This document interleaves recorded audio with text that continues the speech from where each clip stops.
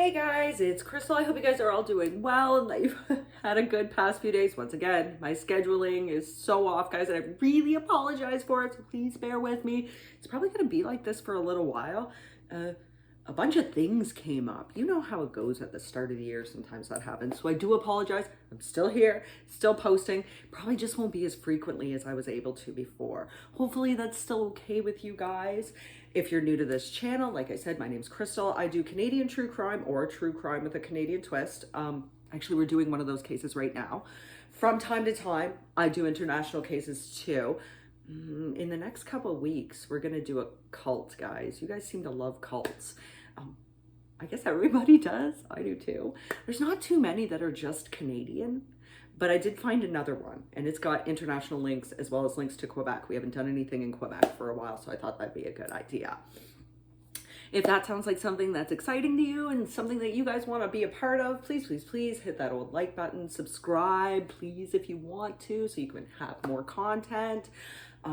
Hit the notification bell. It might work, it might not, and leave me some comments, guys, especially about the ending of this case. You guys already knew I was gonna say it. You thought last week might have been a wild ride, guys. This week is so much worse and so much longer. So hopefully you guys can stay for the whole, it's gonna be long. So hopefully you guys can stay for the whole time. If you guys do choose to leave comments, like I said, please no hate.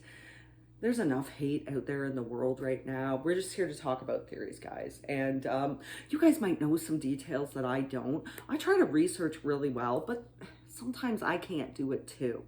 You guys know I prefer to use books just because I think they're more concrete. They've been published, and I do check to make sure that they're okay and that they've been researched. Oddly enough, this case, I did actually find a lot of information on Wikipedia for. I am not a believer in Wikipedia. I made that mistake on my first video. That's why I had to make some amendments. I used a book and Wikipedia. Every time I typed something in for Lord Lucan, though, I was finding more and more and more really pertinent information. But everything in the articles that I read actually lines up with Wikipedia. That's why I have to say that, yeah, Wikipedia had a larger part in this one.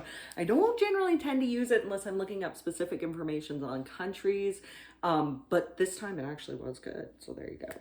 If you guys are returning subscribers, I just thank you so much. You're here for me. I'm here for you guys. I hope I'm putting out the content that you guys like.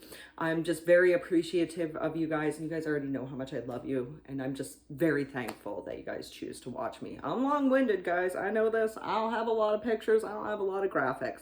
It's probably just better to turn me on while you're cleaning. That's what I do a lot of the time, so I'm listening to things. I might not be like so exciting, but the stories are generally pretty good. So we're gonna get right into it, guys. When we last left off, Sandra Rivette, or Rivet, I think it's Rivette though, guys, who had been employed by the Lucans, by Mrs. Lucan, Lady Lucan, as a domestic, right, as a nanny for her kids. It was actually court ordered, so she had to anyway. Sandra had been working there for 3 months, give or take, and she actually had a really good relationship with the family. We'll get into that a little bit. One night, it was a Thursday, she went downstairs. This would be November 7th of 1974. She went downstairs, was promptly bludgeoned on the head, and then murdered. She was definitely murdered. And then she was stuffed into like a canvas mail sack. Lady Lucan had come downstairs to see what had happened to her teeth. Lady Lucan's also known as Veronica, guys, so I'll be saying both names in here, just like Lord Lucan is also known as John Bingham. So I'll be saying it in here. Bingham, B-I-N-G-H-A-M. Sorry, you guys know I talk fast. She had also been attacked when she went downstairs.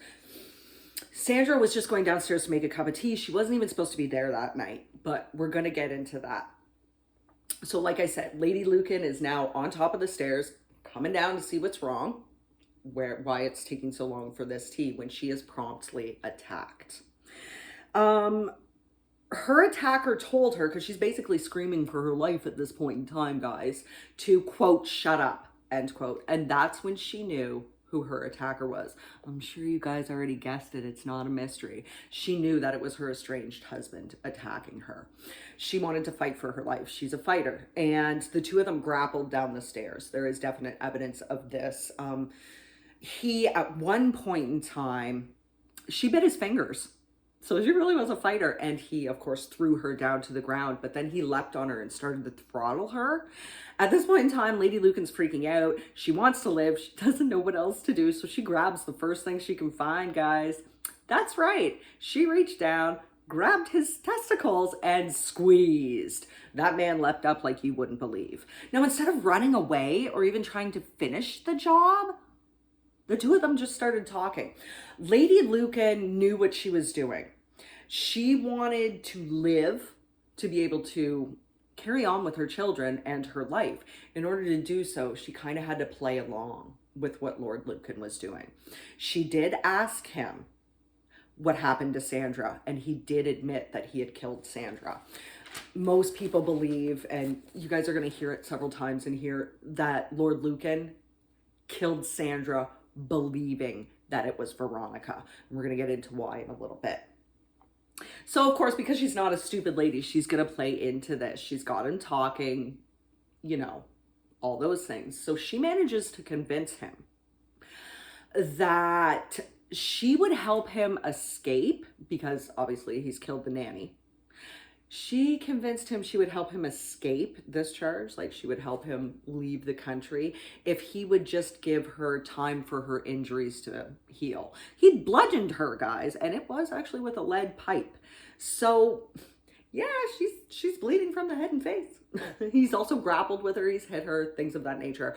So she convinced him that she just wanted to let her face heal and then she'd help him on his way. He agreed to this. In whatever state he was in, he agreed to this. So the two of them then went upstairs. She was just basically going along with this until she could find a way to escape without him watching her. So at one point in time, when they were going upstairs, Lord Lucan asked her if she had any barbiturates in the house.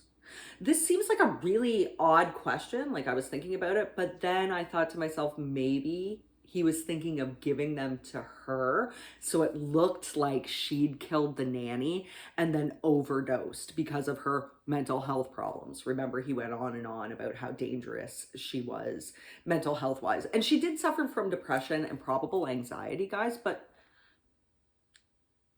most people that suffer from depression don't kill people.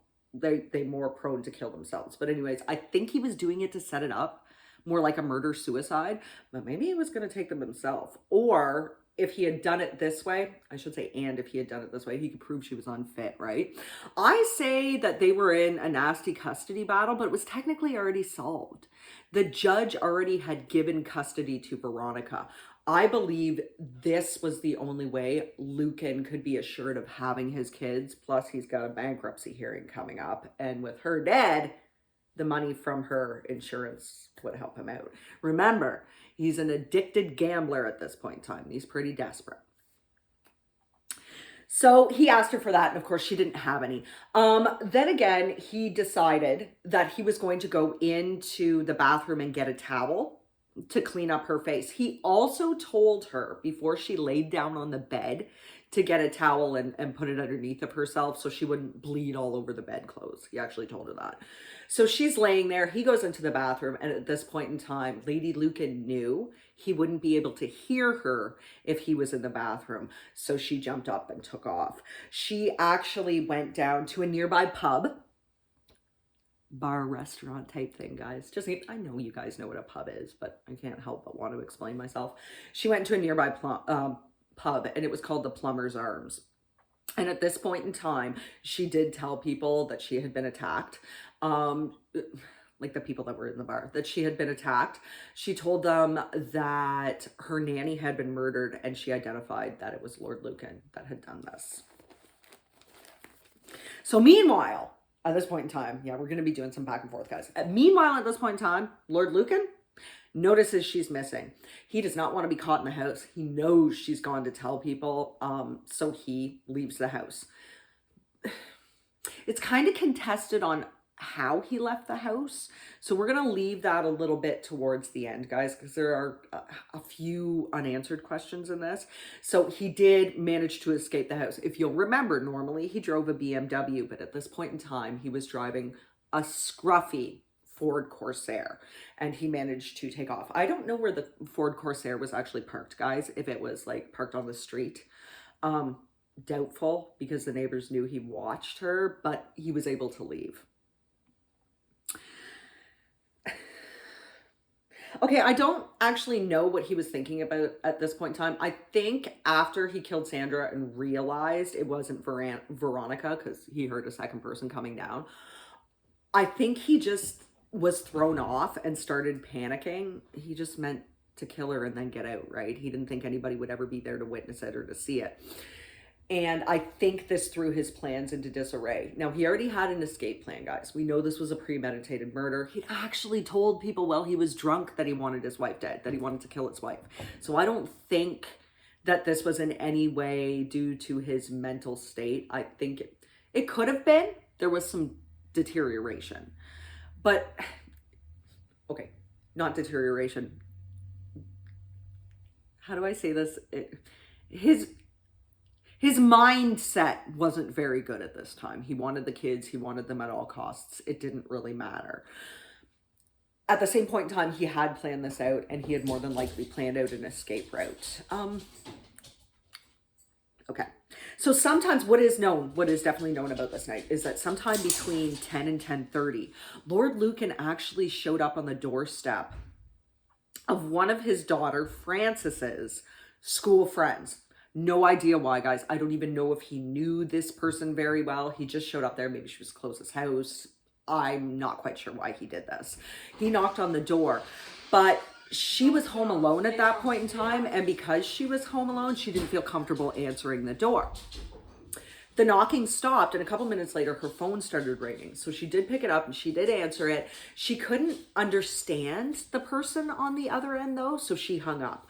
The reason we know for sure that Lord Lucan was at her doorstep is because on her doorstep, police did locate a mixture of both A blood and B blood. The two distinct types, guys, not AB blood type. It wasn't AB blood type. It was a mix of both A blood type and B blood type. It was on the doorstep, and both Veronica and Sandra, one of them had A blood, one of them had B blood. We'll get into that, but it was a mixture of the two. It was on the doorstep. From there, he went somewhere. No one is actually certain of where he went. At first, I thought he was at one of his friends' houses, but this is something that's never been confirmed. Nobody knows where he was at this point in time, but he did definitely call his mother, Caitlin. What would she be? The Dowager? No, she would probably be, I guess at this point in time, she would probably be, because he's now Lord Lucan, probably the Baronet, maybe? Or the Dowager lady. I'm not totally sure. She's still a lady, but I think she'd be like Lady Bingham, guys. Regardless, he calls his mother Caitlin, and he tells her to go and get the kids from the house. Now, there are two different accounts of this from that 46 Belgrave Street. There are two different accounts about this. One of them says that he said to his mother there had been a, quote, terrible catastrophe at the home. Another report said he just said there'd been a, quote, incident at the home. Regardless, he asked her to go and pick up the kids. He then told her he had been driving past Veronica's home, the family home, when he saw Veronica and a man fighting with each other in the basement. Still not sure how he was able to see in the basement from a car. From what I know, the basement window was only up a little bit. I don't think it was like a whole window. I don't think it's something that you could really see from the street, especially if you were driving at a certain speed. But regardless, he says he saw this happen. So like the hero he is, he went into the house at this point in time, let himself into the house. He did say that. So he must have had a key.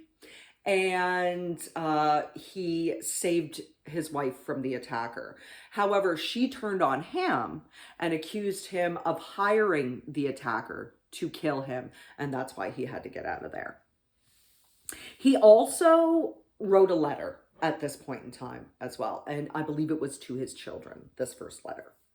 So police, of course, were called, and they came and got Veronica, and she was sent to, well, an ambulance was called too, and she was sent to St. George Hospital, or St. George, it's Georges Hospital, and had her wounds looked at. And of course, she was cognizant. She was aware she was going into shock at this point in time, but she was able to talk to the police, and she did tell them that it was Lord Lucan that had attacked her. There was no other ways. She recognized his voice. She also saw his face later on, or at least maybe a glimpse of it. I don't know. Basement was pretty dark. We're going to get into that too. But anyway, she said it was definitely her husband. So of course, police are launching an investigation at this point in time. But of course, they're unable to find Lucan. They did go to the house at 46 Lower Belgrade Street. However, the doors were locked, or at least the basement, the front basement door. There's only two ways to exit the basement. There's a front basement door that was locked, and this is the one that would go out kind of towards the street. And there's a back basement door, but it basically just leads to a walled off yard, guys. So, you know, logically he could have jumped this. I don't know if they checked that door, but they had to break down this door. Now, they said that there was no other indication that any of the doors had been messed with, guys. There was no indication someone else had tried to get in. I don't know how they could really tell that from the locked front door, but because of the fact that it was still locked and it had sustained no damage to it, according to the officers, they could say that no entry points were damaged, kind of revealing like someone had used a key, or someone had already been in there, or someone had been able to get into the house, maybe even let in. You see what I'm saying? So not so much a stranger. And once again, I'm going to reiterate, Lord Lucan would have a key. They, of course, discovered Sandra's body. It was stuffed into the mail canvas bag, but one of her arms was still like coming out of the bag, so it was hurriedly put in there, let's just say. And of course there was a pool of blood that surrounded it as well. This of course confirmed parts of the story, parts of Lady Lucan's story, because the attacker had somehow gotten inside, and it seemed to have been a person to have been known to her. None of the other entryways were open, guys, and it was November, so it wasn't like windows would be open. It would be kind of chilly. Regardless, at this point in time, police are putting pieces together. So they did locate the bloodstained towel upstairs, just like what Veronica had said. And they did find that the area on top of the stairs where Lady Lucan said she had been attacked originally was pretty heavily bloodstained. They also found that all the pictures on the stairway were askew, and that the railing had been damaged. So this also indicates that obviously there had been some type of fight or struggle at this point. Now, I believe he didn't fight Lady Lucan all the way into the basement kitchen. I think it was like at the bottom of the stairs where he tried to throttle her, and she like managed to squeeze his balls to make him let her go. So I think it was just like all the way down the stairs to maybe the very bottom couple feet. So at the bottom of the stairs, police of course found two teacups and saucers. Obviously makes sense, because the reason why Sandra was going down to the downstairs basement was to make tea for the two of them. And of course there was a pool of blood around them too. And they found, remember what I said about the face, they found that the downstairs light fixture had the bulb removed. So it would seem like we've all done this before, you know, you just think that the light was burnt out and you just make your way on down the stairs. Maybe not all of us. Some of us are afraid of crawl spaces and basements, but you just make your way downstairs and go to the next nearest light source. This had been removed so that everything was cast in darkness, therefore nobody would know that the attacker was there. Sandra Verbette, just coming down the stairs, gonna make her tea, surprised she's attacked in the darkness, has no idea who's doing this to her. I don't know if there was a different light source, guys, but obviously the basement's in darkness, which is another thing. How did Lord Lucan see a man attack Veronica if there was no light source? I'm just saying. And then, of course, he realized because it was dark later on and he could hear Caitlin come downstairs, or sorry, not Caitlin, Veronica come downstairs, that he had attacked somebody else, but he didn't know who it was in the darkness. So the light bulb had been removed. They did find a light bulb on a chair nearby as well. I didn't even remove it very well, but anyways, the light bulb had been removed. Now, blood was found on some of the vegetation outside. So this to me would indicate that Lord Lucan had used the back exit to get away. He knew this house. He used to live at 46 Belgrave. He knew this house. When they say walled off garden, from what I gather, there was a bit of greenery. I don't know how big their yard was, guys. He probably then scaled the wall and jumped over, but I don't think they ever found bloodstains on the wall. It's still a bit of a mystery of how he got away. But regardless, we'll say that. So we're going to go back to Lord Lucan. So after he made this phone call to his mother, he then gets in the brown Ford Corsair and he drives to his friend Susan, his good friends actually, Susan and Ian Maxwell Scott. Ian Maxwell Scott was a member of the Claremont Club too. They'd known each other for years. I believe he was actually also the treasurer. So it would make sense. They're really good friends. And he goes over there. This was about 68 kilometers from where he had attacked the women. He went to Uckfield. I hope I'm saying it right, guys. And this is in East Sussex. This was to visit these friends. Now, I will point out at this point in time, I think it was only Susan that he met up with that night. I don't think Ian was home at that point in time, but I can't be certain. So at this point in time, Susan says that she never heard anything on the news or TV about Veronica being attacked. Police did know that she had at least pointed to Lord Lucan. But however, at this point in time, apparently the media was not on this story. And she, of course, let him in. So he apparently stayed for a few hours. I'm not sure how many. She said a few. And he wrote 2 more letters.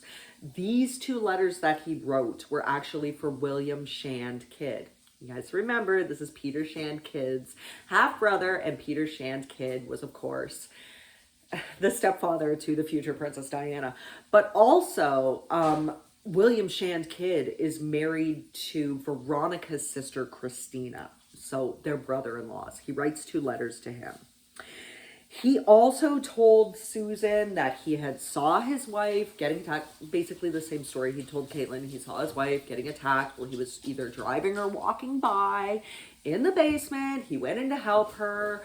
When he'd scared the attacker off, she then turned on him and said that he had hired this person as a hitman. There was never any mention of Sandra Rivette to either his mother or in the letters, I believe he wrote, or to Susan Maxwell Scott. There was no mention of the nanny at all. He conveniently left that out.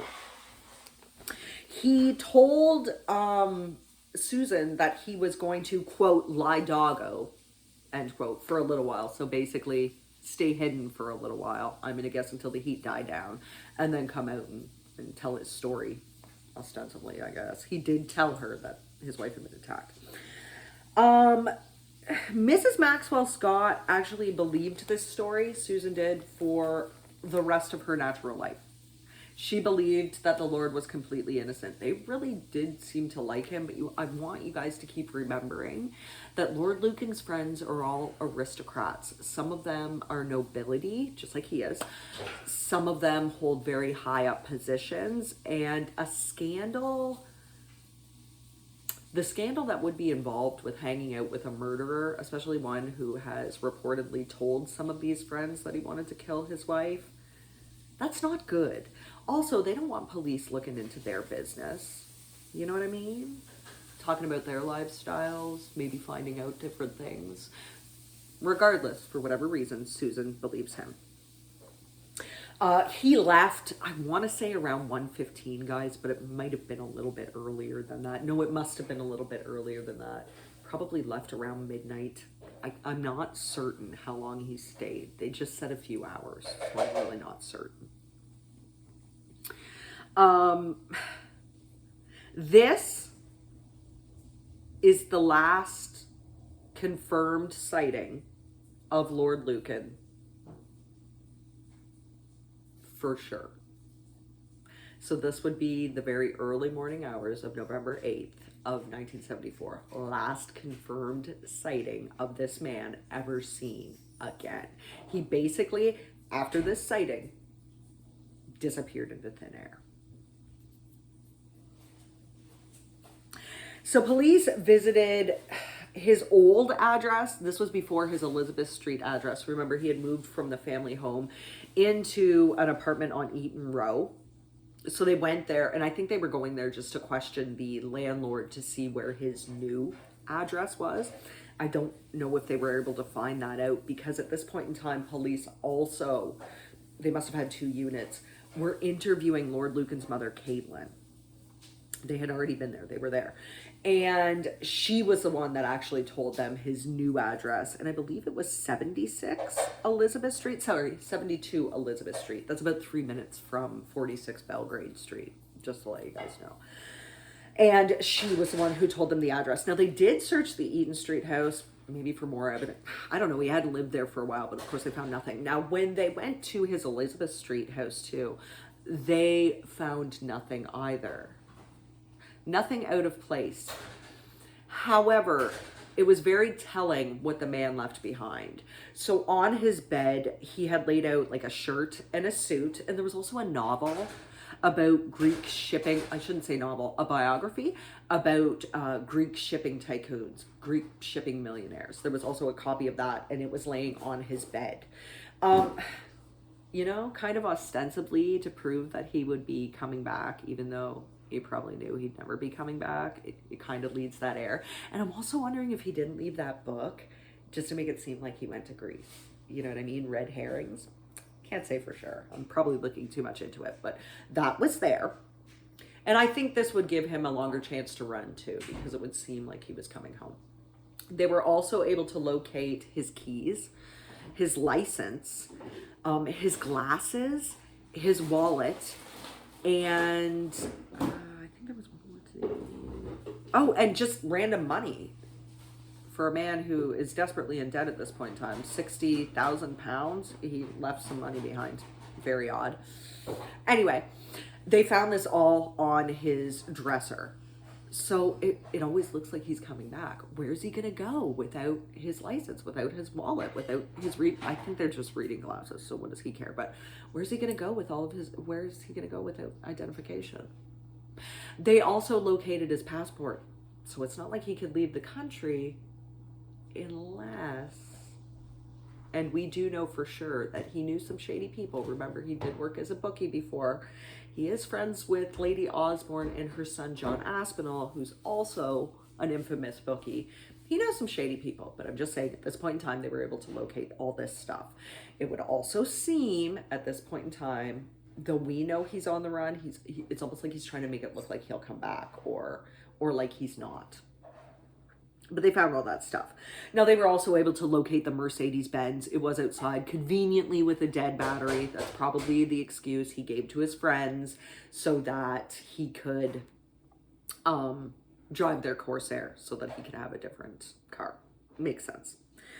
Veronica, of course, was able to tell a little bit more about this story. Originally, she was only able to, as far as I know, she was basically only able to tell them that Lord Lucan had attacked her, that it was her husband that attacked her. An autopsy was performed on Sandra at this point in time, and it showed that she was definitely dead before she entered the canvas mail sack. So it wasn't like she suffocated in the sack or anything. She was definitely dead. And in the medical examiner's estimation, the lead pipe, remember the bandaged lead pipe that was found at the scene, was more than likely the murder weapon. He couldn't say for absolute sure, but she died from inhalation of blood and blunt head trauma. Police checked out. Of course, they have to check out people that Sandra know, just in case. You can't just automatically blame Lord Lucan. There's been stranger cases, so they did their due diligence for once. And they did check out men that Sandra Rivette knew. They knew the attacker was male because Lady Lucan definitely identified him as such, and she squeezed his balls, so I guess she'd know. Um, they checked on Roger Rivette. He had a rock solid alibi anyway. I mean, they were estranged from each other, but rock solid alibi. Every other male figure in her life that they interviewed, every other friend or acquaintance that they were ever able to interview, also cleared immediately. Now, Sandra's parents were interviewed, and at this point in time, they did definitely say that Sandra had a really good relationship with Lady Lucan and that she was really invested in the kids. She honestly enjoyed her job and she enjoyed spending time with the kids. So there was no turmoil in her life regarding the Lucans at this point in time. There was no real reason why she should ever be attacked by one of the Lucans. At this point in time, police did give Lord Lucan's description just to the local media, and they said he was only wanted for questioning at this point in time. They only wanted to talk to him about where he was. They didn't say anything about him being a suspect, just that he was wanted for questioning. Of course, he's already gone. So very early, we're talking about 12:30 a.m. or so. It would look like 12:30. So this appears to be just before he left the Maxwell Scott's home. Lord Lucan did call his mother, Caitlin, again. She must have informed him that police were there because police were there at this point in time. He told her he would call her back later in the afternoon to talk to her. He also told her that he didn't want to speak to the police at that moment. He would call the police later on the afternoon of the 8th. And then he hung up the phone. So that is the last confirmed time anybody spoke to Lord Lucan from 1974 until now. Last confirmed time, guys. Ian Maxwell Scott became aware, obviously it's on the local news, that his good friend, Lord Lucan, was wanted for questioning in the case, and he'd heard rumors. He called police himself and told them that Lord Lucan had been at his house in the late hours of November 7th. And once again, I believe he left at 1:15 a.m. I don't know if Ian Maxwell Scott was ever there or if he's just taking Susan's account. But he did say that Lord Lucan had been at his house and that he had spoken to his wife. He also told them that he had written 2 letters to William Shand Kidd. Police wanted to intercept the letters, obviously. So at this point in time, after hanging up with police, Ian Maxwell Scott calls, oh God, so many names. Sorry, guys. Calls William Shand Kidd to let him know that letters from Lord Lucan are going to arrive at his house. So the minute that they arrived, it wouldn't have taken more than a day or two, guys. William Shand Kidd called the police so that they could come and get these letters, pick them up and see what was in them, and the letters were blood-stained. The letters, there were 2, like I said before, and one of them seems to have described the circumstances of that night, kind of. The other one was about what to do with his estate. So the first letter said, quote, "Ghastly circumstances arose tonight," end quote. He said that he'd already told some of it to his mother.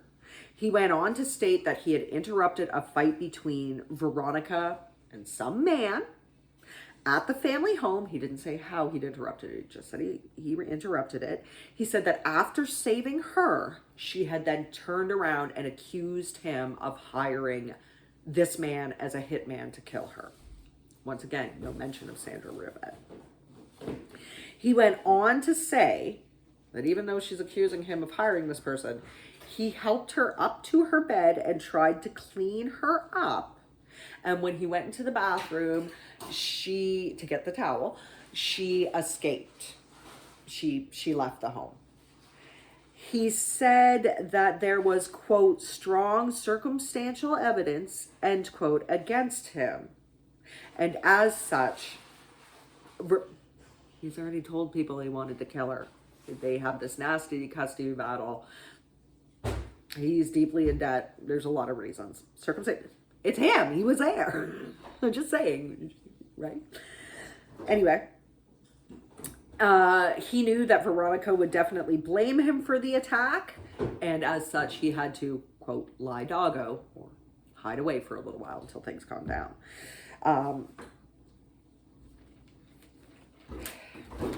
He basically laid out what he did without mentioning Sandra, but okay.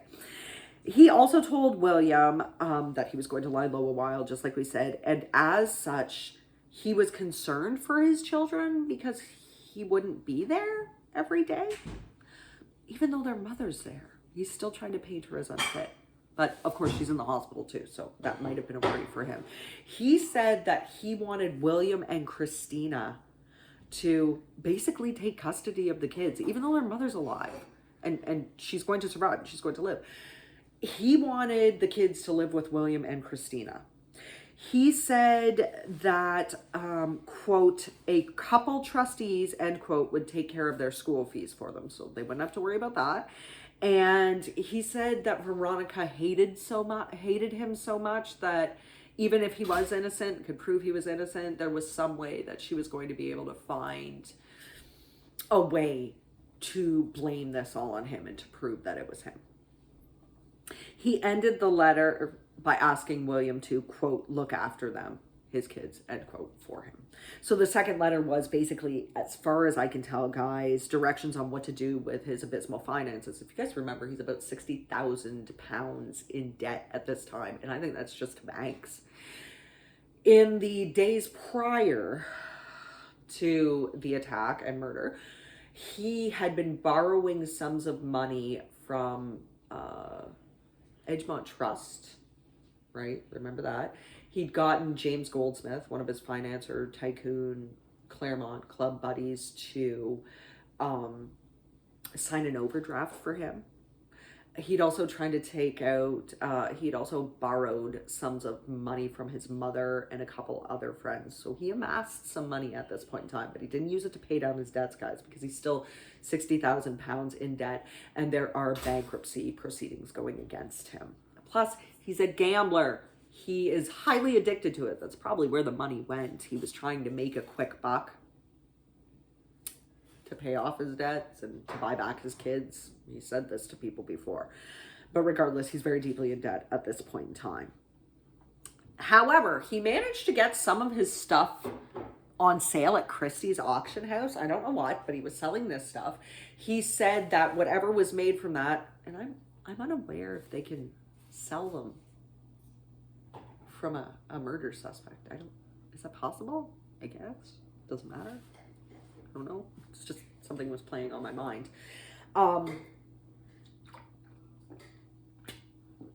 He wanted William Shand kid to use part of the money from the Christie's sale to pay off his various overdrafts, okay, at the banks. And then he wanted whatever remained, I guess he's assuming there will be a remainder, to be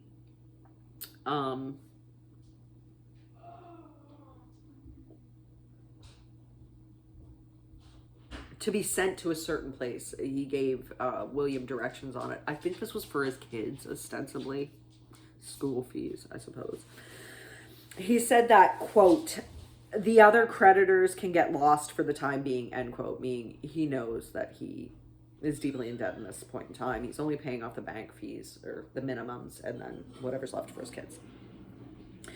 So on November 10th, I'm pretty sure it was November 10th, guys. Could have been the 11th, but as far as I'm concerned, it's the 10th. Maybe one of you know for sure, though. Police were actually able to locate the borrowed Ford Corsair. So this is at least 2 days after Lucan is gone. And it was abandoned in Norman Road, which is in New Haven. That's about 26 kilometers from the Maxwell Scott's home. And it's actually a port. It's very interesting to note this. I want you guys to be aware of this. So New Haven has a ferry service, or had, I'm not sure, I think they still do. Basically from the English Channel, from going across from England straight to France.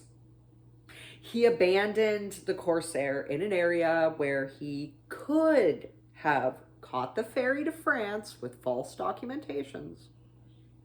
Has high up friends. He knows shady people. Borrowed a lot of money. I'm just saying. One that crosses over into France. And I also want you guys to know that apparently, I read a couple different reports that said this.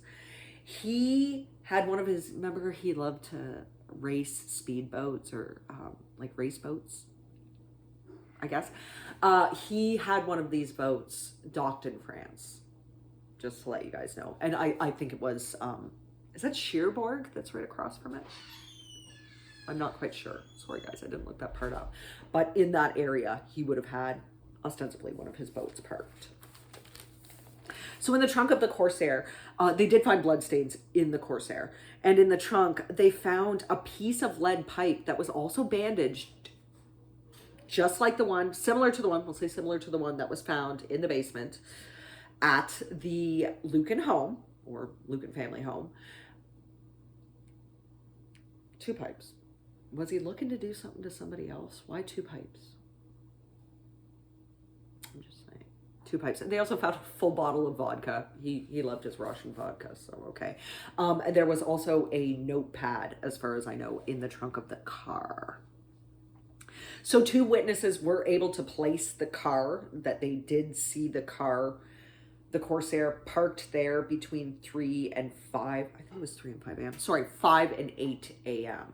So maybe somebody was going to work a little bit before 5, didn't see it, but 2 other people did see it definitely between 5 a.m. and 8 a.m. on November 8th. It was parked in this area. Now, the person, I believe his name was Michael. I don't know if he was the same Michael we were talking about before, the literary friend, literary agent, because a lot of people just called him a person. So the person that Lord Lucan borrowed the Ford Corsair from also received a letter, guys. And this letter said that Lord Lucan had, quote, a traumatic night of unbelievable coincidence, end quote. He did not go into detail about this. Of course he didn't. He said to this person that if this person ever saw his kids, that he should tell his kids that their dad really, really loved them. And he should tell the kids that he knew the Lord pretty well, and that the kids were the only things Lord Lucan thought about or cared about at this point in time. He went on to say that a, quote, crooked solicitor and a rotten psychiatrist destroyed him, end quote, or destroyed myself, he would have said, but destroyed him. He went on to say that this is all the fault of the psychiatrist that went to see his wife. His wife was unfit, and it was all his fault. He knew she was unfit, but whatever. And obviously, a crooked solicitor, I think he was blaming his own lawyer at this point in time, because it was his lawyers that told him he had to concede the case. He also said he'd written letters to William Shand Kidd as well, and told William Shand Kidd, quote, what actually happened that night, end quote. So William Shand Kidd should be a character witness for him, I guess. But he said due to his failure in court from the judge that didn't particularly like him, he didn't believe there was any way he could get a fair trial, basically. And he didn't think anybody, at least in court, would believe his story. He said he no longer cared about anything except, quote, that his children should be protected, end quote, from the scandal. So when police asked for the envelope, though, so that they could check the postmark, knowing full well that Lord Lucan was on the run, I have no idea when he wrote this letter. Remember, we only know about 3 letters he wrote, 1 to the kids, 2 to William Shand Kidd, so he must have written this on his way to New Haven. It's New Haven, right? I always say it wrong. Yeah, New Haven. Sorry. On his way to New Haven, he must have written this letter, or maybe when he was stopped, and mailed it to this person.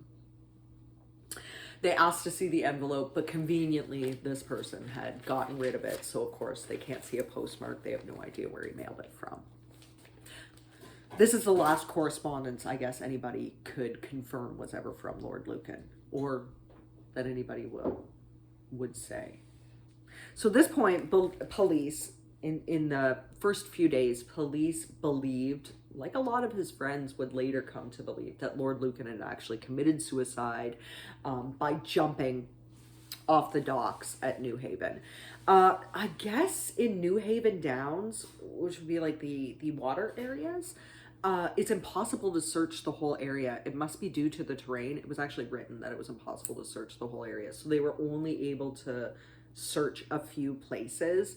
Of course, they turned up nothing. They never found a body or anything like that. They did find the body of a judge that had gone missing years before. So I guess there's that. But they didn't find, obviously, Lord Lucan anywhere. Now, they did search this area again in 1975, and of course, still came up with nothing. This led them to look into further theories. This led the police to stop thinking so much that he committed suicide and to start focusing on other theories. So on Tuesday, November 12th of 1974, knowing full well that Lucan was on the run, police actually issued a statement saying that he was wanted for murder and attack and attempted murder too, and giving his description to the whole of UK. So every place that's in the United Kingdom, they released this to. As a lord, he would have access to various areas of England. He'd probably have family in various areas of England. So they definitely wanted to get his description out just in case. He was probably well known anyway, but I'm just saying. They also released everything that they had on him to Interpol too. So it went international. People didn't know this, but they didn't know about this case so much outside of the UK until a little bit later. We'll get into that. But at this point in time, Interpol also has his description. Police were able to test the pipe, both of the pipes actually they tested. So the pipe from the Lucan house, of course, did have blood on it. And that would be a mixture of both A blood, and that was Veronica's blood type, was A, and B blood type, which was Sandra's. Once again, this is not AB blood type, guys. This is a mix of A blood type and B blood type. Of course, they were both found on the pipe, as well as hair consistent to Veronica, but not to Sandra. I guess none of her hairs were found. So the pipe in the Corsair's trunk had nothing on it. There was nothing of value on it, guys. I don't even think they could find fingerprints on anything. In fact, they did say that there was no fingerprints ever left at the scene. So this would indicate to me he wore gloves or something over his hands. But I'm just saying. So scientists, of course, could not conclude conclusively at this point in time. They didn't have the technology for it. They couldn't conclude that the pipes were connected to each other or that the pipes had come from the same pipe conclusively. They could not prove that. They just could say they were more than likely from the same pipe. They believed both sections of pipe were cut from an actual longer pipe, but they couldn't conclusively say this. The surgical tape wrapped on both pipes, of course, was also looked at. You guys know from some cases, they were able to link people together through plastic bags, through garbage bags, because of course they have a print and you could match up the ends. They tried to do that with the tape, but they couldn't conclusively prove that either. They just said that they appeared similar, guys, that they were pretty consistent with each other, the two pieces of tape. So if you remembered, at least one of the letters sent to William Shancaid was stained with blood. Of course, it was a mix of both A blood and B blood that was staining this letter. Just like both women attacked, it makes sense. And it's directly from Lord Lucan.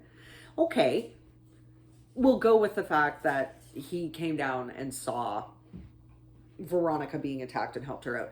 How would he then have Sandra's blood on his hands? According to him, he never even mentioned her murder. So he was trying to make it seem like she was murdered before and he didn't even know about it.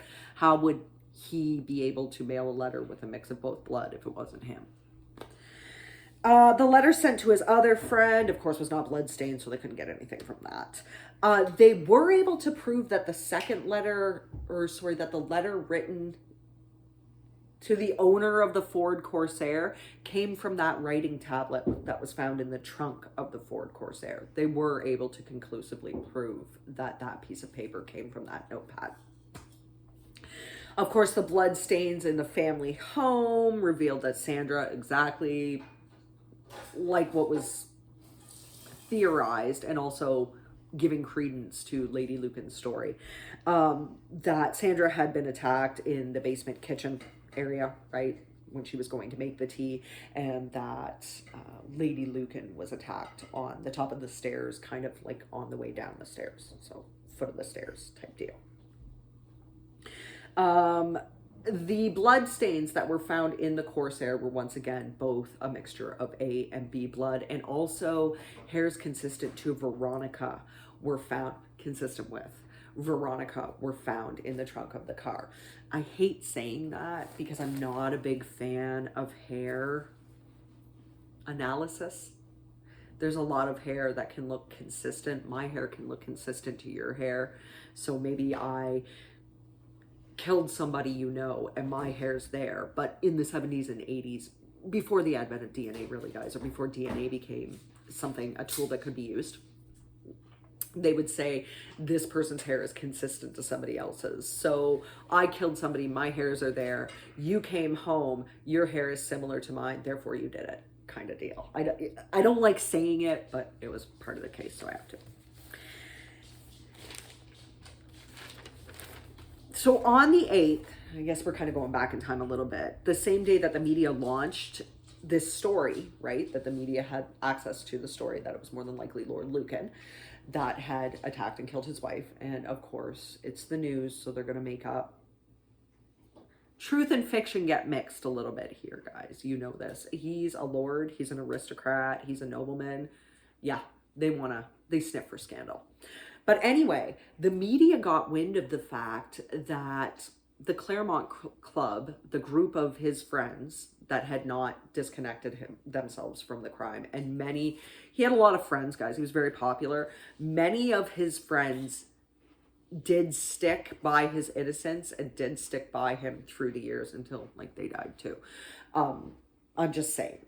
So they had a meeting that day. They claim that it was just concerned friends getting together to talk about where they thought, or what they thought could have happened. They know it's Lord Lucan. We don't know what was said in this, is basically the deal. They closed ranks after this, let's just say. Seems like it was a meeting just to say they kind of knew what was going on. They probably knew he was on the run and that they shouldn't say anything to anybody else. Now, some of his friends did distance themselves from this at the time. But at this point in time, they became very close-lipped and didn't say anything to the media or to the police. Police did try to interview them and learn what they knew. They're his closest friends. They see him every day. And they didn't want any part of it. In fact, because of this, they became known as the, quote, Eton Mafia. Most of these guys had gone to school with Lord Lucan as well. So they knew each other for a long time. They closed up ranks. They're noble people. They stick together. They're aristocracy. They stick together. They're wealthy people. They stick together. They do business together. They hang out all the time. And another reason is that people with such high standing don't like scandal. They don't want that association, and they also don't want police digging around in their own lives. So they closed ranks after that. They didn't want to talk to the police. So Susan Maxwell Scott refused to add anything else to the statement that she'd given, just that story that he was driving by or walking by and he'd seen Veronica being attacked in the basement, so he went in and helped her. Just that story, that he was not the person that attacked her, nothing like that, that it was all this mysterious other person. And she actually believed that until her death. And I believe she died in 2004, guys, but don't quote me on that. She maintained his innocence till the end. At this point, like I said, everybody had closed off and nobody wanted to talk to the police. However, John Aspinall's name, remember, the infamous bookie and also the owner of a zoo, was kind of thrown about at this point in time because his mother, Lady Osborne, told police, quote, "The last I heard of him, he was being fed to the tigers at my son's zoo," end quote. So of course they want to search the zoo.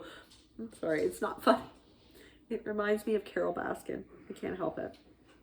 Anyway, so they went in and searched the zoo and found nothing. But if he'd been fed to the tigers, there wouldn't be anything to find anyway. But anyway, they did. They were able to search 14 estates and various properties that were owned by members of the Eton Mafia. They served warrants, so it had to be done. But these were in the days that followed the murders. So, you know, the 12th, the 13th, the 14th, on up. They had any and every ability to get rid of any evidence that they may have had at that point in time. But regardless, it was searched and nothing came up.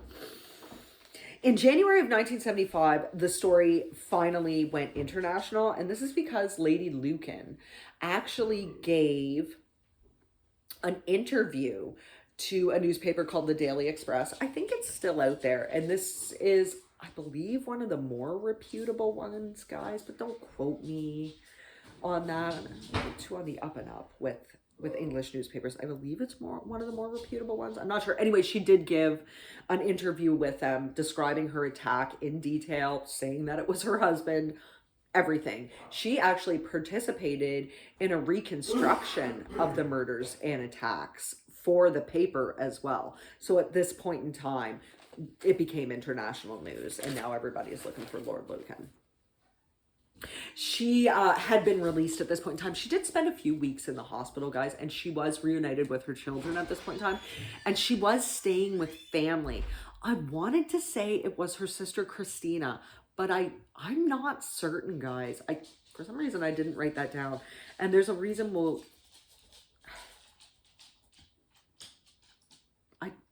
I wanted to say it was her sister, but now I don't think it was. Regardless. This is a sister she'd been really close to. I can't believe her. Money talks, I guess.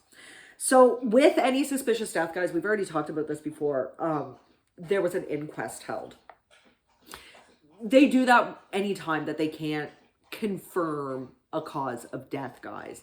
Especially if there's foul play involved. If they can't confirm that you died of old age or natural causes, they're going to do an inquest, even if there's any question about it. So it's basically meaning the court was inquiring into the circumstances surrounding a death, like how this person died and why. They want to find out who the victim was in life. They also want to find out when they died, where they died, the injuries they sustained, and provide any and all details needed to see if there should be a criminal trial, if a criminal trial is warranted in the case. Sometimes it's presided over by a judge and jury. Sometimes it's just a judge, like a bench trial, like Greg Furtuck. The reason I haven't updated you guys is because I'm still waiting to hear the end of the trial. Yeah, lots of delays. March sometime, they say now. But regardless, they want to see if a criminal case is warranted at this point in time. If there's enough evidence to go through with a criminal case, let's just say. And sometimes it's a different representative of the court, though not so much now, and there is a reason for it. But back then in 1974, as long as you were basically acting in the best interests of the court, you could head up an inquest. So the inquest was actually held very shortly afterwards on November 13th of 1974, or it was started then, let's just say, and it was led by the coroner for Inner West London. His name was Gavin Thurston. Coroners, Lola's interested. Like I said before, coroners were allowed to at that point in time, but that law was actually repealed in 1977. They no longer have the power to head an inquest or to start an inquest, but at this point in time they did. So it was held, and it was started on November 13th of 1974. I just want you guys to keep this in mind because this was a long case. You want to come up, girl? Got this. So Roger Rivette, of course, testified about his relationship with Sandra, and he was the one that ID'd her body. They also had the pathologist that had looked at her body at that time. His name is Keith Simpson. He confirmed that Sandra had died from being hit on the head with a blunt object. Now, the hearing went on for, sorry guys, for a very long time, guys. Very long time. And this is because there were plenty of interruptions, motions for stays, various arraignments at certain, I shouldn't say arraignments, various stoppages at certain point in time, various people asking for adjournments to look into further things. This lasted. In fact, this trial was stopped and started so much that it didn't really get underway until June 16th of 1975. That's when it really got underway. So at this point in time, Caitlin hired a lawyer for Lord Lucan, or to represent her son. He's not there. This is in absentia, but she hired a lawyer for him so he could defend himself, I guess. Veronica, of course, testified at this point in time. She told exactly what had happened to her and Sandra that night, or what she knew of happening to Sandra at this point in time, and the fact that Lord Lucan had said that he killed her, including the fact that, once again, she feels and she felt until her death that her husband attacked Sandra Rivette, believing it was her. She said when she came to the basement steps, he must have realized it was her, and then, of course, attacked her as an afterthought, already believing he had attacked her before. So Lucan's lawyer, at one point in time, I guess, tried to ask her if she hated her husband, but it was overruled. So she never answered. I'd probably hate him at this point in time, but regardless. So Frances, their oldest child, if you remember, she was still up at that point in time. And when this crime happened, she would have been approximately 10 years old. So she was only interviewed, guys. She can't testify because she's too young. First of all, it screws with her anonymity, right? She can't, I'm sure people already knew what the kids looked like, but it does mess with her anonymity. Second of all, she's too young, or she was deemed too young at that point in time to be able to be interviewed. It just shouldn't happen, guys. We know this from a lot of things. She's just far too young. Now, Frances did definitely tell the court it was her dad. She said she heard a scream. And a few minutes later, her mother came into the room that she was in, followed by her father, and her mother had a bloody face. From there, her mother took her directly to her own bedroom. So maybe she was watching TV or something. I'm not sure. It's certain. She said she later on heard her dad calling for her mother. This would have been the time that Veronica escaped. And that her father actually came down into her bedroom and asked her if she'd seen her mother at all. She also confirmed that Sandra Rivette was normally not at home on Thursday nights. That was her night that she went out with her boyfriend. It just happened to be a fluke occurrence that they were home, that she was home that night. Once again, this leads credence to the theory that Lucan probably went into the house figuring he could kill his wife, get in, get out. Nobody saw anything, and then come up with an alibi later on, of course. Nobody would see anything. It was just his wife and the kids, and therefore he could gain custody of his kids and help with his bankruptcy, blah, blah, blah. He in no way thought that Sandra Rivette would be there and become his victim, or that she would witness it. She did, you know what I mean? Like, in case she didn't die, but she did. But if she didn't, that she would. He never thought she was there. The landlord of the pub, of course, testified too. He said that Lady Lucan entered the pub covered in blood. and that she was going into, or she appeared to be going into shock at this point in time. She said to him, quote, help me, help me. I've just escaped from being murdered. My children, he's murdered my nanny, end quote. And she also identified him as Lord Lucan. So Keith Simpson, the pathologist, remember we talked about him a couple minutes earlier. I guess he retook the stand, guys, from what I could gather anyway. They made it seem like he retook the stand in 75, so hopefully I'm not confusing anything, guys. He retestified, adding that Sandra likely died from blunt force head injuries and, quote, inhalation of blood, end quote. He said that the bandaged pipe on the scene was, quote, most likely responsible, end quote, for her head injuries. He also talked about other injuries that she had to her left eye and to her mouth. And he said that those injuries were more than likely caused by, quote, punches from a clenched fist, end quote. So beat her. And that's fairly personal, guys. It's fairly personal. It shows a lot of rage, and usually people that,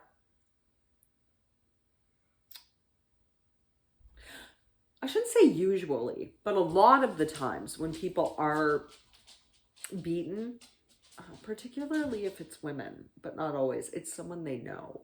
Even with men, it's someone they know or associated with, or I guess people can hire them too. Now, there are people that just go and beat people up, don't get me wrong, but a lot of the times it's usually done by somebody you know, because that's really intimate, your fist in their face. And a lot of rage. Sorry. Susan Maxwell Scott was compelled to testify. She was forced to testify. And she said that Lucan looked, quote, disheveled, end quote. Of course, when pressed further, she said specifically his hair was, quote, a little mussed up, end quote. So just like a little touzled. And that his pants had a damp spot on the right hip. Now, I don't know if he was wearing dark clothing, guys. Never ever really described the clothing he was wearing that night, but she did say she saw a damp spot. She said Lucan told her he was either walking by or driving by the residence when he saw his former wife, his estranged wife, getting attacked in the basement by a strange man, and that he entered the house to help his wife, and that he and himself then slipped in some blood at the bottom of the stairs. He probably to account for, and fell, you know what I mean? Probably to account for the spot, though she never described it as blood, just a damp spot on the damp spot on his leg. He said that the, quote, attacker, end quote, ran off, I guess, somewhere into the night. He didn't see where. And that, quote, hysterical, end quote, Veronica had then accused him of hiring this person to attack her and kill her. That it was all set up by Lucan. That's what Susan Maxwell Scott testified to. Of course, the inquest ended with finding Lord Lucan guilty in absentia. It's not a big mystery. So if he was found, I guess they could have done a criminal trial. It's not a big mystery. They found him guilty for sure.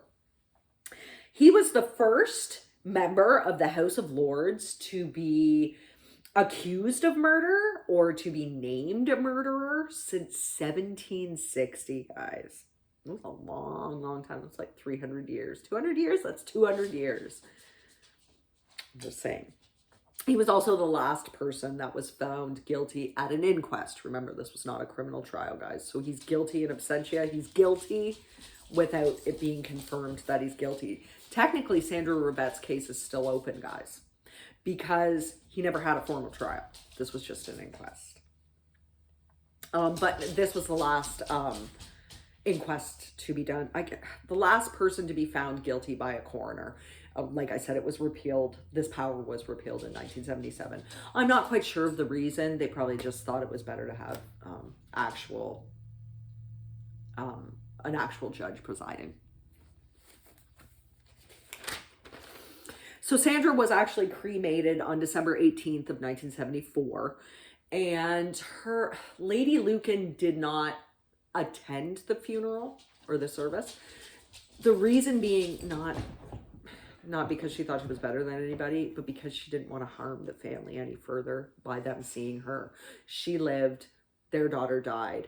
Their daughter was at her house when their daughter was murdered, and their daughter was killed by her former husband, probably believing that it was Veronica. So you could see why she wouldn't go. So like I said, there's a couple other things to mention just before we get to theories, guys. And these are not theories about who could have done it. We know who could have done it. These are theories about where he is. Like I said, there were absolutely no fingerprints found at the scene, none on the pipes, nothing like that. This leads me to believe that the person wore gloves, maybe just one pair, and didn't change them. And there's a reason why I'm going to say that, but leads me to believe that he more than likely wore gloves. More premeditation, right? Protecting your hands. None of Victoria's neighbors ever came forward Veronica's neighbors ever came forward, guys, to say that they saw a strange person in the vicinity that night, entering her house, leaving, nothing, strange cars, nothing like that. Nobody ever came forward to say that they saw a stranger on the street that night. Although when some of them did testify, of course, in court, they did make mention of the fact that Lord Lucan's car used to be often spotted on Belgrave Street. This would be in the months prior. So officers were able to test Lucan's claim. Remember, I had this question too. How could he see into the basement window from the street? So they wanted to see if it's true, if you can see into the basement window from car height on the street. That would technically back up his claim that he saw an attacker, I guess. However, they were able to prove it was not possible. You could not see a person from car height. In fact, the only way you could see into the into the basement window from the street was if you were basically crawling along the road, if you were already at road level or ground level, guys. That's the only way. So, okay, let's put forth he did see this attack or whatever. Why was he creeping around on the ground like that? Looks like he was already spying on his wife anyway, and that's criminal too. But I'm just saying, doesn't make sense. He claims to everybody that he saw it from a car. He did not. He also, and I think Veronica testified about this, he also said that Veronica was in the basement, right? Veronica said she never went fully into the basement. She was attacked on the top of the stairs and it kind of ended at the bottom of the stairs. She was never in the kitchen basement like he kept saying she was, and that he'd written to people and everything. She never was. So obviously, I'm just saying.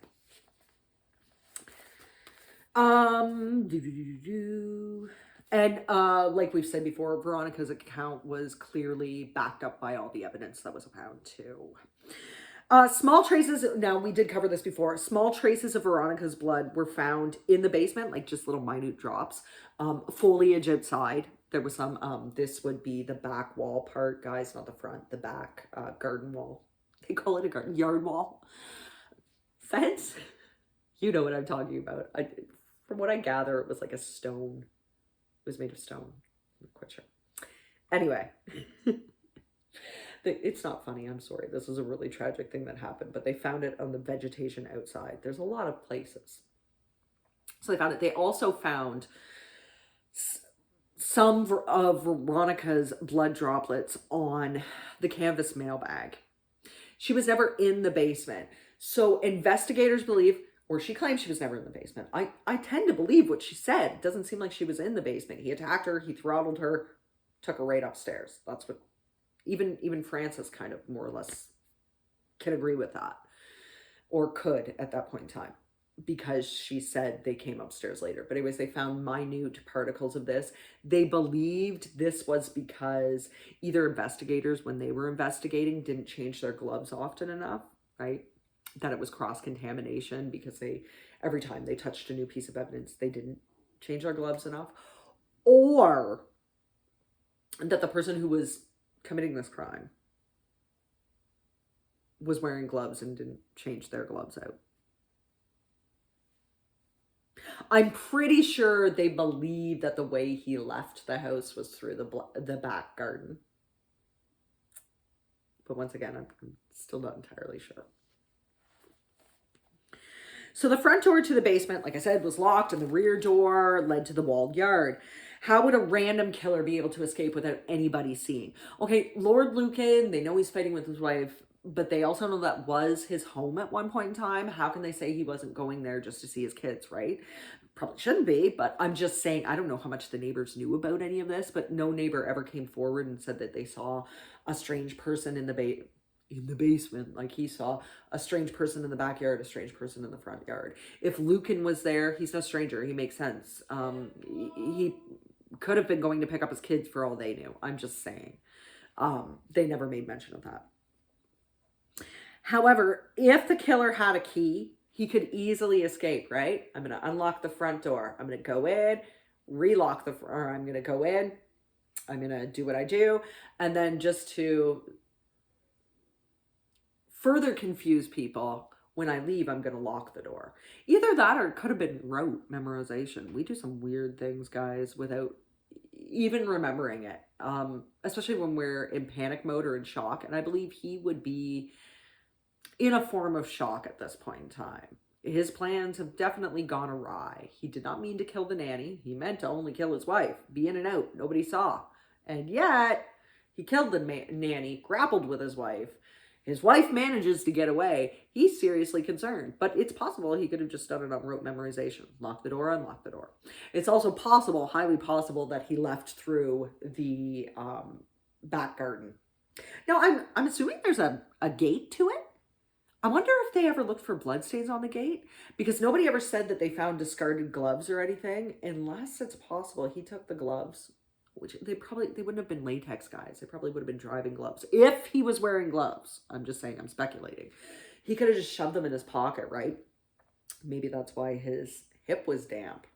Not because he slipped in blood, but because he shoved them in there and the blood was seeping through. Regardless, and then he scaled the wall that way. So yes, that would account for smudges being on some of the foliage, but that could also account for why there was never blood found on the garden gate or anything, if there was a gate, or the wall itself.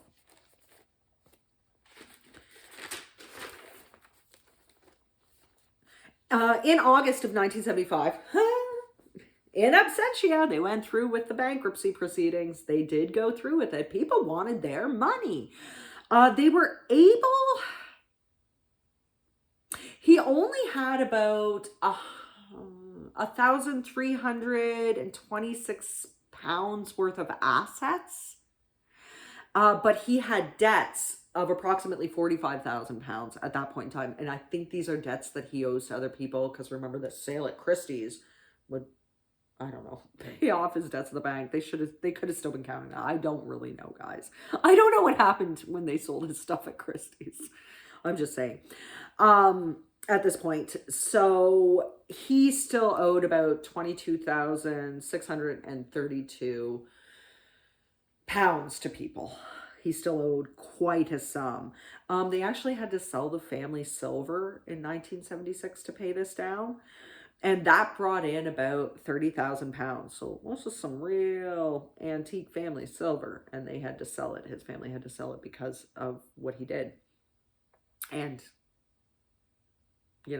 of all of his debts, from his gambling, from his ways, from all of the various bizarre things he'd been doing.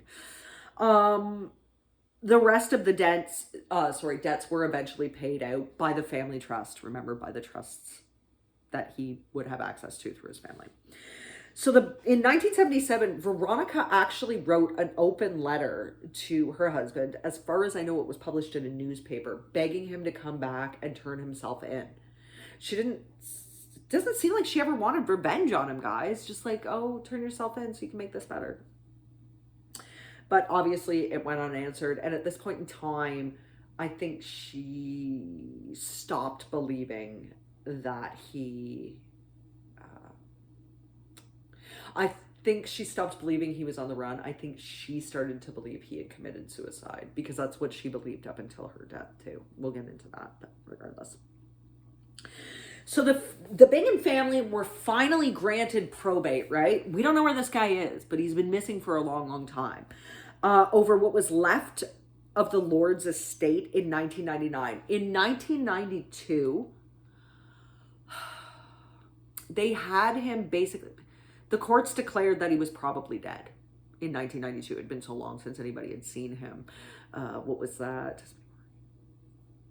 It was almost 20 years. So it had been so long since anybody had seen or heard from him that they knew of, that they basically said he was legally dead. They said he was dead. But no death certificate was actually issued. In 1999, he was definitely declared dead, but they didn't issue a death certificate for whatever reason. As such, his son George couldn't actually take over any of his titles or any of his business, nothing like that, because technically speaking, without a death certificate, this person is still alive, even though they've been legally declared dead. So it wasn't actually until 2016 that a death certificate was actually released for John Bingham, aka Lord Lucan, aka Lord Bingham. It was not actually until 2016 that the family received a death certificate for him. And because of that, in 2016, George was able to take over all of his father's duties and things like that. He's the 8th Lord of Lucan, or 8th Lord Lucan. Lucan's friends and family, for the most part, like I said, most of them stood by him. They didn't talk about it. They didn't talk about anything besides the fact that they thought he was a good person and that they thought he was innocent, that they believed his story. They did not talk to the media. They did not talk to police. That was just not done. Some of them would a little bit later, but at this point in time, it wasn't. They believed the entire argument at the inquest was a load of bull. In fact, his mother, Caitlin, actually said that it was just basically a load of poppycock, guys. They felt that the inquest was too one-sided and that there were not enough people that testified to Lord Lucan's character or to the fact that parts of his story could be true. They didn't have anybody backing that up. They didn't have anybody to back it up. There was nobody to back it up. But they said it was just too one-sided. And that basically the courts were taking everything that was said at face value instead of really looking into it or exploring other possibilities that it couldn't have been Lord Lucan. They also felt that the viewing of the events that night were also too one-sided. They weren't looked objectively enough by clean eyes. They were just looked at by people who wanted to condemn John Bingham. If he was so innocent, though, why would he run away? Oh, because he had to lie doggo for a while. Well, he's been lying doggo for almost 50 years now. So his mother said that the inquest had, quote, served no purpose at all, end quote. She thought it was just a load of bull, like I said. Veronica's sister, her own sister, Christina Shand Kidd, said that the verdict made her feel, quote, great sadness and sorrow, end quote. Because for what it's worth, she believed him, I guess. In fact, she and Veronica are estranged, or were estranged until Veronica died.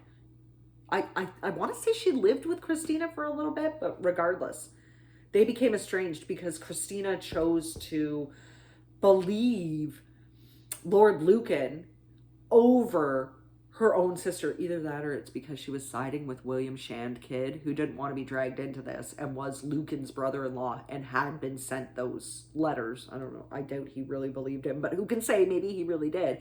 She decided to side with her husband instead of her own sister. And Susan Maxwell Scott,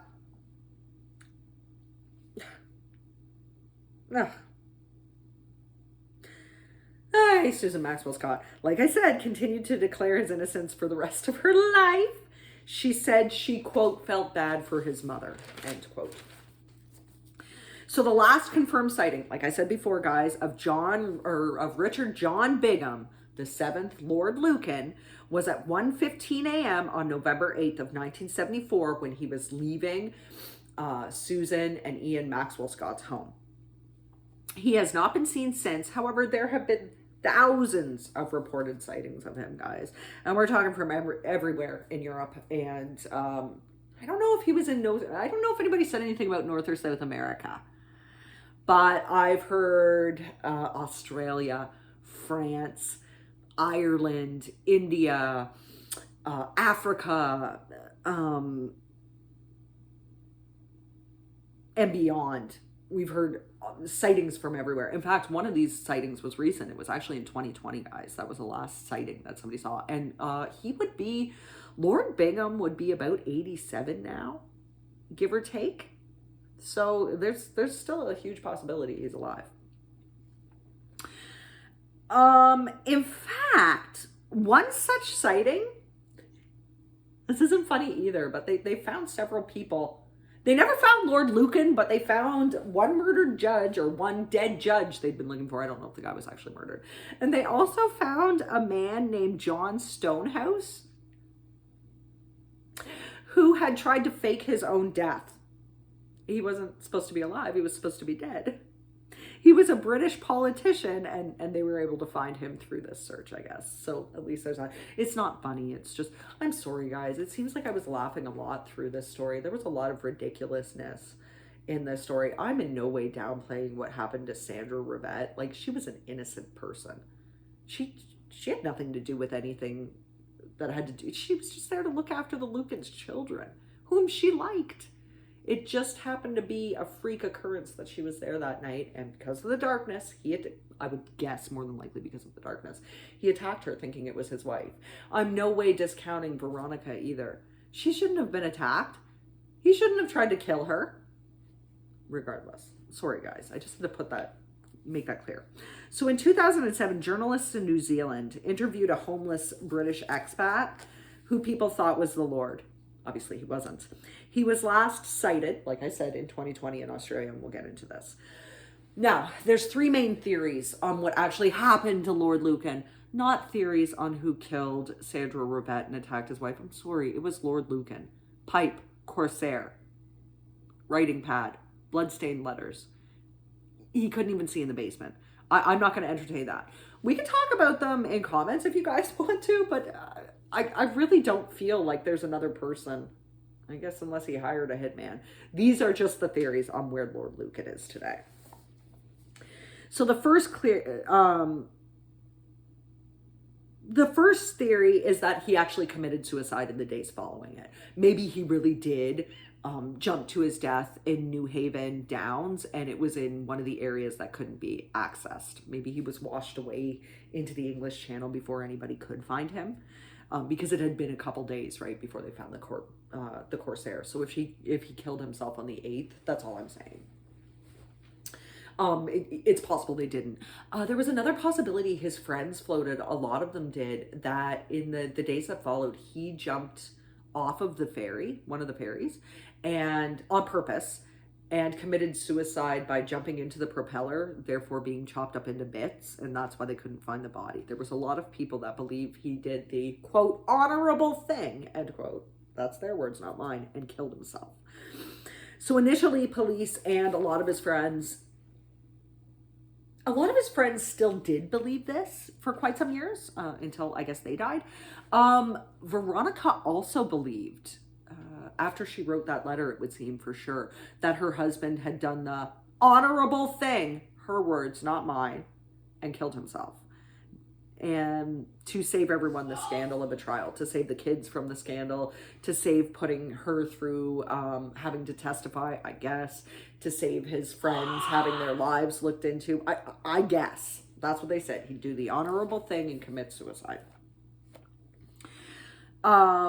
However, as the years passed and no body was ever discovered, and with thousands of sightings, because police did also initially believe that he had committed suicide, police started to believe another of our theories. Okay.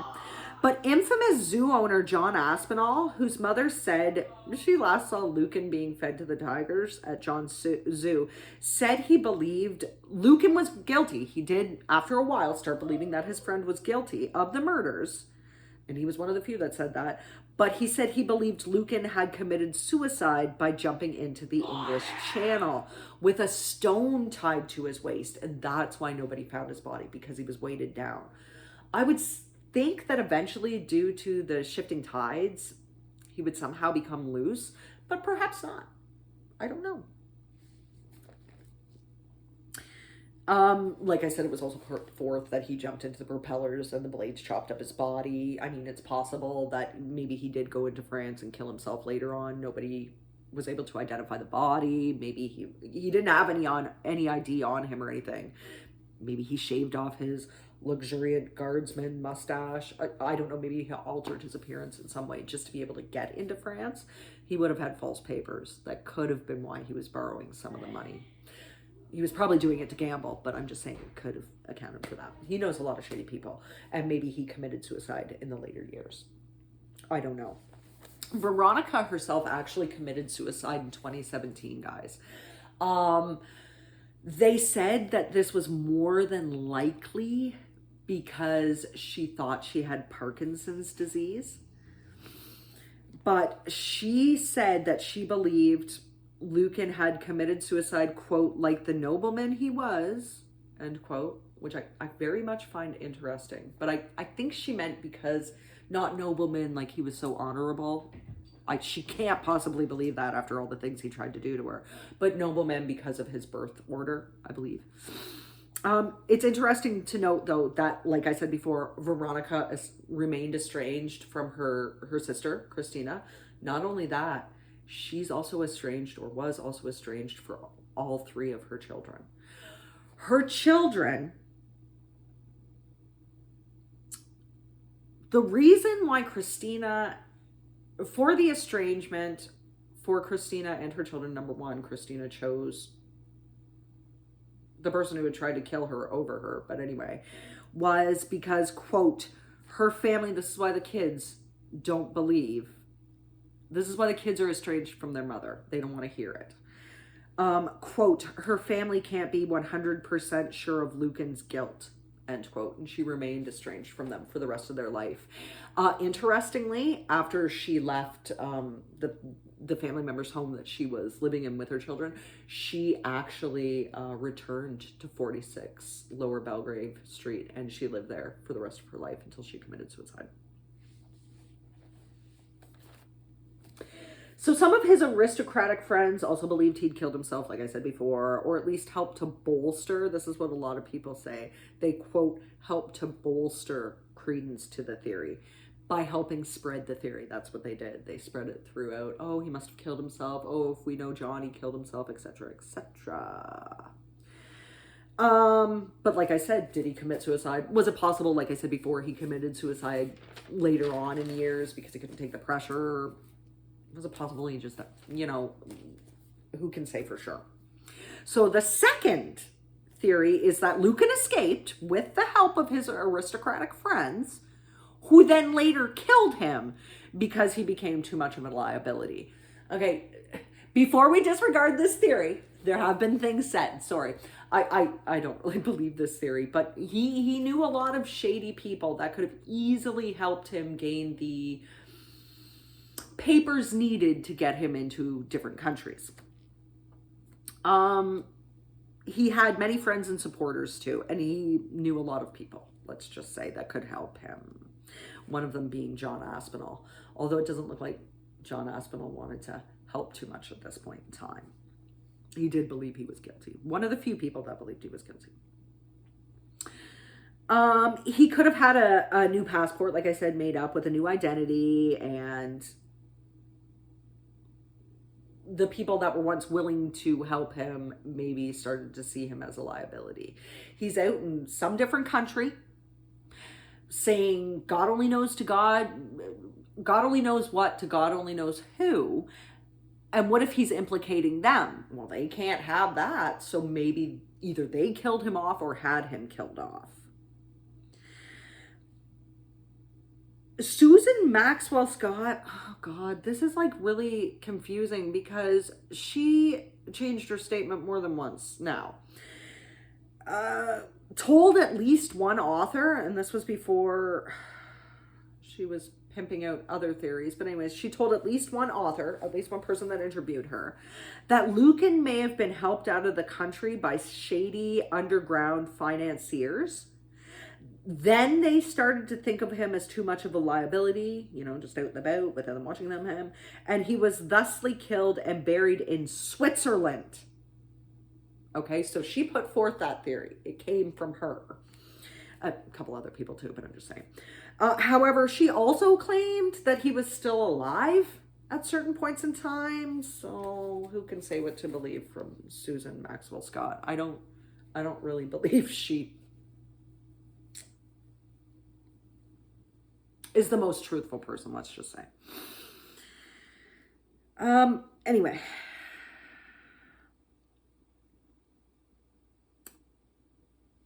I don't know. Who's can say for sure? It's a really flimsy theory, but it's one that's floated out there.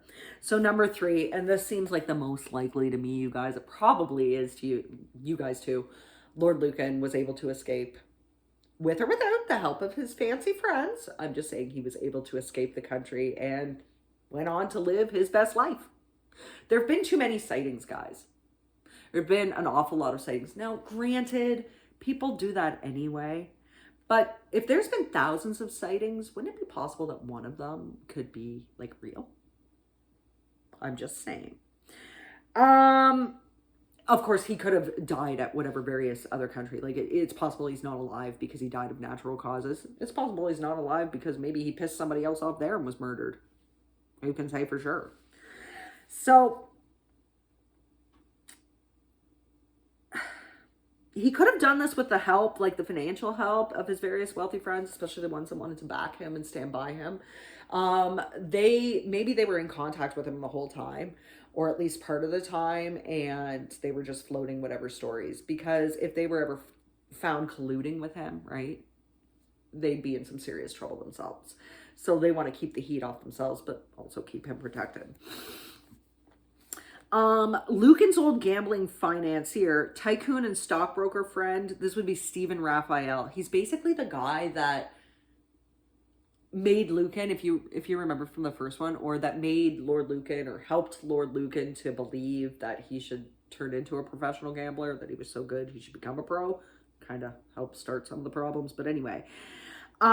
He allegedly told people that he met Lord Lucan at John Aspinall's zoo. He is the one that fed him to the tigers. I don't know. In the days after the murder to, quote, discuss what should be done next, end quote. So it seems like his friends definitely know what he was doing. If we're to believe this account. Could also be possible he was fed to the tigers at that point in time. But it seems like they knew. And the meeting that they had on the 8th was more than likely to discuss how to help him. And then they met later on, and there you go. Who can say for sure? I'm just floating it out there. In 2012, Lucan's estranged brother, Hugh, okay, so he hadn't seen him in the years before the murder, like many years before then. They were estranged. Said he was actually sure that his brother had made it to South Africa. A lot of people wanted to say he was in Gabon. A lot of people, Gabon or Gabon, but I think it's Gabon. A story was circulating that Lucan's 2 oldest children, so that would be Francis and George, were actually sent to Gabon at some point in time in the 1980s. So that their father could see him or could see them from afar. Like they just went on a visit. Ostensibly, wouldn't they have had to have Veronica's permission? Well, maybe they were being looked at after by other people. Because they did become estranged from their mother, and I'm not sure when. Who can say for sure? So that their dad could see them from afar. George denies this ever happened. He said they never went to Gabon in the 1980s. But regardless, it was put forward. Lady Lucan herself, Veronica, also said that this theory that he was in Gabon and wanted to see his children from afar was absolute rubbish. She said he wasn't, she also said he was, quote, not the sort of Englishman to cope well abroad, end quote. So police also later believed, because they could never find a body, that he had resettled in South Africa. they were very much believing of this after his escape, and they believed the reason why he escaped was because of his wealthy friends, the people that wouldn't come forward, the quote Eton Mafia, end quote.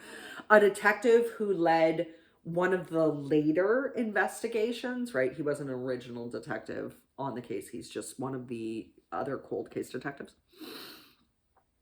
Says, quote, evidence points toward the fact that Lord Lucan left the country and lived abroad for a number of years, end quote. New Haven, where the Corsair had been abandoned, remember we said has a ferry transport from England to France. And like I said, he had a race boat there. Is it possible? He wouldn't even need a passport then, guys. People wouldn't have saw. Takes the ferry, gets off the ferry, goes directly to his ship. Even if he had to use a passport, he could have had a fake one, and then motors off to wherever in his race boat. Who can say for sure, though? So Susan Maxwell Scott, like I said before, okay, so she's putting forth the idea that he was later killed by his fancy friends that saw him as a liability and buried in Switzerland. She also told people before her death, apparently she was able to give some type of interview, but this interview wasn't acknowledged until 2017. That's why I'm not totally certain on when she died, guys. Most reports said 2004. So whenever, this was part of an interview though, that was on an ITV documentary in 2017. She said that she believed at this point in time, or at that point, just before she died, that he was still alive. And, quote, he was obviously suffering from a certain amount of shock the night of the murder when he visited her. But he was perfectly in control of himself, end quote. Alluding to the fact that he wasn't so bereft from the shock that he was doing things that were out of character or that would lead her to believe that he would commit suicide. But who can believe what Susan Maxwell Scott says? Basically, she was saying he could make sound choice at that point in time. This is one of the most compelling ones, though, I've heard, though. In 1980, a man named David Hardy was killed in a car crash. Now, David Hardy was actually a member of the Claremont Club, and he knew Lord Lucan. When police went through his address book, I'm guessing ostensibly to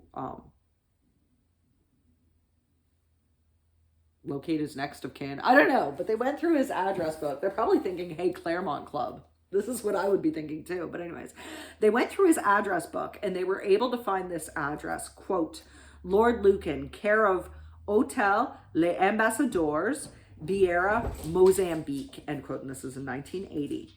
Is it possible that at one point in time, maybe he still wasn't there after 1980, he had resided there after his escape? It had been 6 years, right? Is it possible? And that's where his friend was writing to him.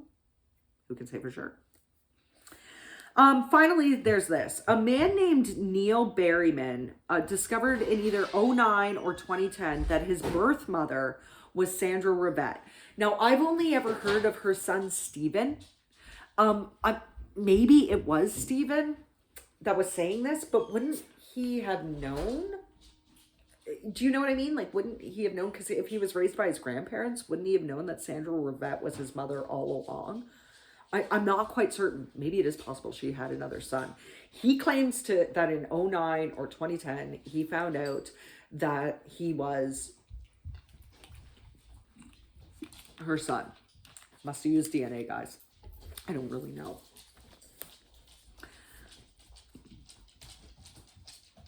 Like I said, he would have been 10 in 1974. It just does not make a lot of sense to me. But regardless, anyway, he would have known about her.